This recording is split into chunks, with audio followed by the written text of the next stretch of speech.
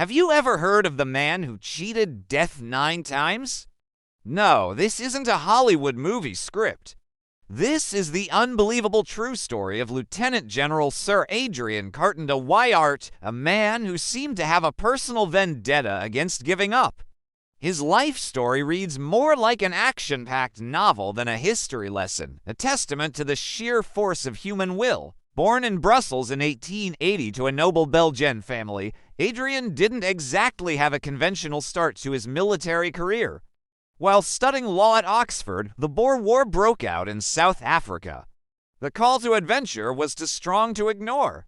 He dropped out of college, lied about his age and name, and enlisted as a trooper in the British Army. It was here, on the sun-scorched plains of Africa, that he got his first taste of combat and his first serious injuries. He was shot in the stomach and groin, forcing him to be sent back to England to recover. For most people, this would have been a sign to maybe reconsider their career choice. For Adrian, it was just the appetizer. His spirit was undeterred. Once recovered, he officially joined the British Army and was soon serving in British India. When World War I erupted across Europe, Adrian was immediately on the front lines, fighting with the Somaliland Camel Corps against a rebel leader. In one ferocious battle, while trying to storm a fort, he was shot twice in the face. One bullet took out his left eye, the other tore through his ear. When doctors told him he needed to wait for a proper operation to remove the eye, Adrian's patience ran thin. He reportedly got in his car, drove to a different doctor, and when they also refused, he simply pulled the damaged eye out himself. He would later say he enjoyed the war. He now had a cool new accessory, a black eye patch, which would become his signature look. Losing an eye didn't slow him down one bit. He was soon transferred to the Western Front in France, the bloodiest theater of the war. Here, his legend only grew. He fought in the infamous Battle of the Somme, where his left hand was shattered by artillery fire. When the doctors couldn't save his fingers, Adrian, in a moment of pure, unadulterated grit, tore off the mangled digits himself. The hand was later amputated. So now he had one eye and one hand. Did he retire? Of course not. He learned to shoot and fish with his one good arm and went right back to the trenches. His bravery was legendary among his men. He was known for leading from the front, never asking his soldiers to do something he wouldn't do himself. During the Battle of Passchendaele, he was seen pulling the pins of grenades with his teeth and hurling them at the enemy with his one good arm. Throughout the war, he was shot in the skull, ankle, hip, leg, and ear. He survived a plane crash. By the end of World War I, he had been wounded a total of 8 times and had been awarded the Victoria Cross, Britain's highest medal for valor. When asked about the war, he famously wrote, "Frankly, I had enjoyed the war. You'd think after all that, the man would deserve a quiet retirement." But Adrian Carton de Wyatt wasn't built for a quiet life. The interwar years saw him on a military mission to Poland, a country he grew to love. He commanded troops, navigated complex political situations, and even survived another plane crash, this time crash landing in Lithuania. When World War II broke out, he was called back into service, despite being in his 60s.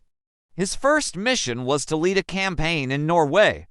It was a chaotic, ill-fated mission, but Adrian displayed his usual courage under fire. Later, he was sent to lead a British military mission in Yugoslavia.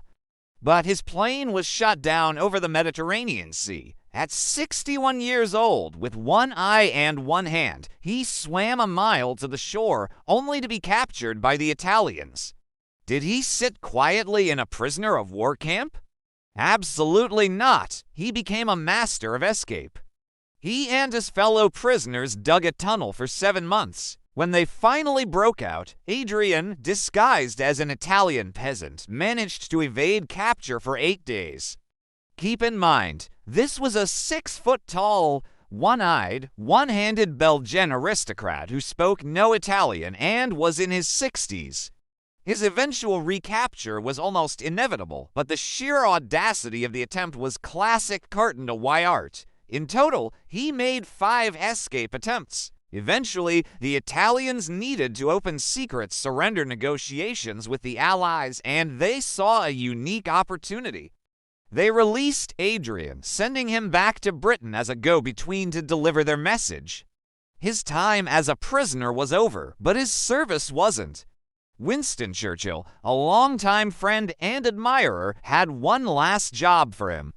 He appointed Adrian as his personal representative to China. So, in 1943, he flew to the Far East to serve alongside Generalissimo Chiang Kai-shek. On the way, the plane's engine failed over India. While everyone else was panicking, Adrian was reportedly seen taking a nap. The plane landed safely. He spent the rest of the war in China, navigating the complex political landscape and even getting a front-row seat to the final days of the war in Asia. Finally, in 1947, at the age of 67, Sir Adrian Carton de Wyatt retired from the army for good. He had served in 3 major wars, been wounded countless times, survived to plane crashes, and escaped from a POW camp. He spent his final years in Ireland, indulging in his passion for salmon fishing. He passed away peacefully in 1963 at the age of 83. The story of Adrian Carton de Wyatt is more than just a list of injuries and battles. It's a powerful reminder of the resilience of the human spirit. It's about facing unimaginable adversity not with despair, but with a stubborn refusal to be broken. His life was a testament to courage, tenacity, and an unyielding will to live life to the fullest, no matter the obstacles. He was, without a doubt, the soldier who wouldn't break. Thanks for watching our story today. If you were inspired by the incredible life of Sir Adrian Carton de Wyatt, please give this video a thumbs up and subscribe to our channel for more amazing stories you might not have learned in history class. We'd love to hear your thoughts in the comments below. See you next time.